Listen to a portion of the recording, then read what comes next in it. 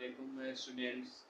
Today we talk about biology chapter 1 osmoregulation. बच्चों जो हमने पहले पढ़ा लेक्चर 1 उसमें हमने पढ़ा होम्योस्टेसिस और बाकी जो उसके रिसेप्टर्स और फैक्टर्स सेंट्रल नर्वस सिस्टम वो हमने क्लियर कर दिया। अब अगर आपने नहीं देखा तो आप देख सकते हैं मेरी वीडियो लेक्चर 1। और ये हम पढ़ रहे हैं biology chapter 1 lecture 2 osmoregulation. It is maintaining of solute mineral and water balance. मतलब ये क्या है? Maintaining of solute mineral and water balance. जो हमारी बॉडी है उसमें जो solute concentration और minerals और water है उसको बैलेंस मेंटेन रखना, ये हमारा है osmoregulation। इसको हम कहते हैं osmoregulation। अब बच्चों इसमें osmosis क्या बोलते हैं? osmo वो लिखा है osmosis। अब इसकी जो मायना है वाटर, इसकी डेफिनेशन बने water moves from higher concentration to lower concentration by semi permeable membrane. अब बच्चा जो वाटर मूव्स करता है वो हायर कंसंट्रेशन से लोअर कंसंट्रेशन की तरफ मूव करता है सेमी परमेबल मेम्ब्रेन से। ये बीच में सेमी परमेबल मेम्ब्रेन है जो इसमें हायर कंसंट्रेशन किसकी है, इसमें देखें 5 ग्राम साल्ट है ए में और बी में 2 ग्राम साल्ट है। अब इसमें हायर कंसंट्रेशन 2 ग्राम साल्ट में इसमें सोल्यूट कम है और सॉल्वेंट ज़्यादा है, इसमें हायर कंसंट्रेशन है तो वाटर मूव करेगा higher concentration to lower concentration और ए बी से ए की तरफ मूव करेगा। अब जो दूसरा डेफिनेशन जो हमने बनाई है movement of water moves from hypertonic solution to hypertonic solution. Water moves from hypertonic solution. Hypertonic solution क्या है? जिसमें वाटर ज़्यादा हो और सोल्यूट कम हो। जैसे मैंने आपको बताया ये सेम ही डेफिनेशन है। जैसे इसमें 2 ग्राम साल्ट है और इसमें 5 ग्राम साल्ट है। अब इसमें ये हाइपोटोनिक है, इसमें सोल्यूट कंसंट्रेशन कम है और सॉल्वेंट कंसंट्रेशन ज़्यादा है और इसमें सोल्यूट कंसंट्रेशन ज़्यादा है, सॉल्वेंट कंसंट्रेशन कम है। तो वाटर मूव करेगा हाइपोटोनिक टू हाइपरटोनिक, ये हाइपरटोनिक और ये हाइपोटोनिक। अब बच्चों आप सोचते होंगे हाइपरटोनिक और हाइपरटोनिक क्या होता है? ये हम देख सकते हैं टोनिसिटी।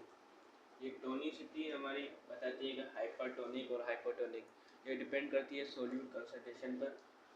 और टोनिसिटी हम जब भी निकाल सकते हैं जब हमारे पास 2 सॉल्यूशन हो, 2 लिक्विड्स हो। और अगर ज़्यादा सोल्यूट कंसंट्रेशन है तो उसको हम बोलेंगे हाइपरटोनिसिटी। हाइपरटोनिक।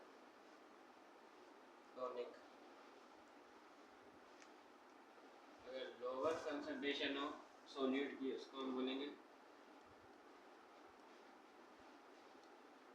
हाइपोटोनिक।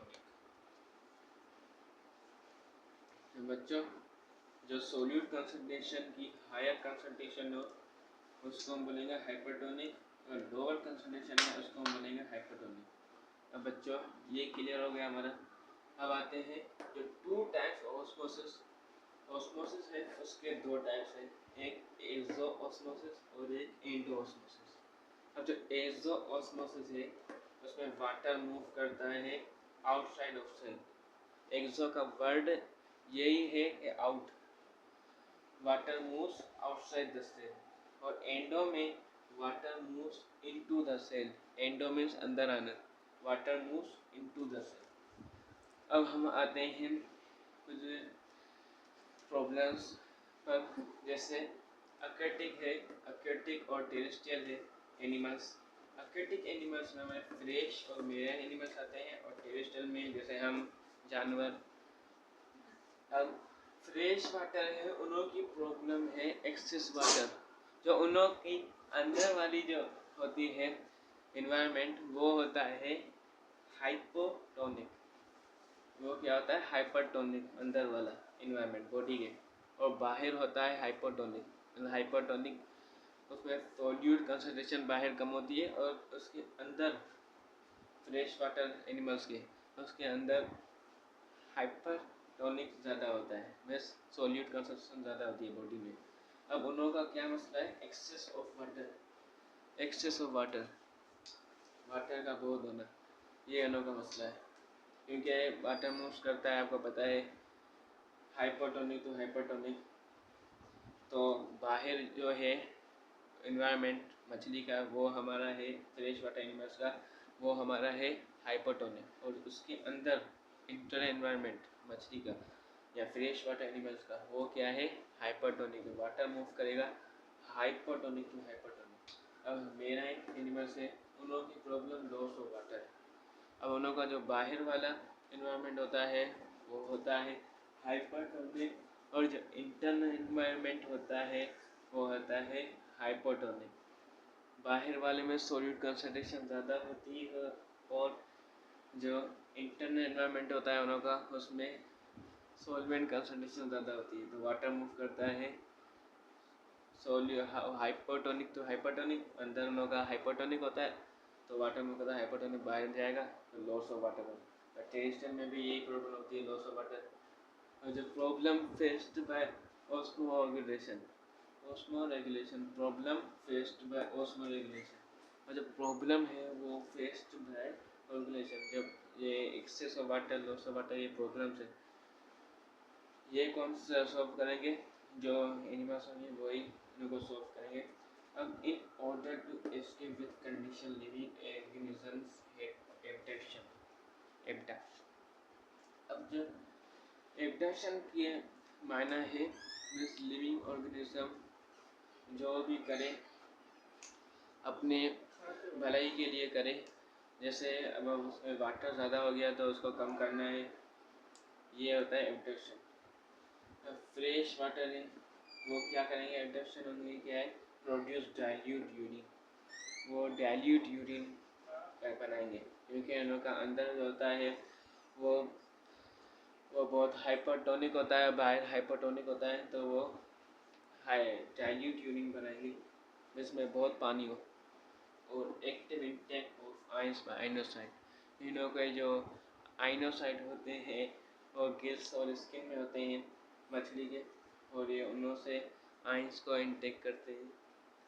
और आइंस इन एंड आउट, जो आइंस वो इन करते हैं मेरे बॉडी में अपने इन करते हैं वो हमारे हैं NaCl, और जो आउट करते हैं बॉडी से बाहर निकालते हैं वो है प्रोटॉन, H आइन और HCO3 कार्बोनेट आइन। अब ये रिलीज करते हैं due to acid base balance in body. अब बच्चा जिसे करवाते हैं मेराइन एनिमल्स। अब इन लोगों का मसला क्या होता है, animal internal environment hypotonic, internal hypotonic होता है।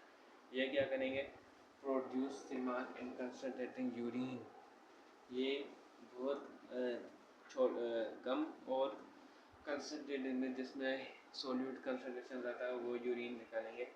और drink large amount of water, और बहुत ज़्यादा पानी पिएंगे। और मेंटेनिंग सार्स आइन, इन लोगों के पास कुछ ऑर्गन्स होते हैं जैसे गिल्स, डाइजेस्टिव सिस्टम और किडनी। अब डाइजेस्टिव सिस्टम है उसके पास रेक्टल ग्लैंड होता है जो एक्सक्रीट करता है सांस को। अब बच्चों मैंने आपको पूरा पढ़ा दिया है तो आपको समझ आ गया होगा। लाइक और सब्सक्राइब कर देना मेरे चैनल को, और आपने अगर पिछली वीडियो नहीं देखी तो वो भी देख लेना।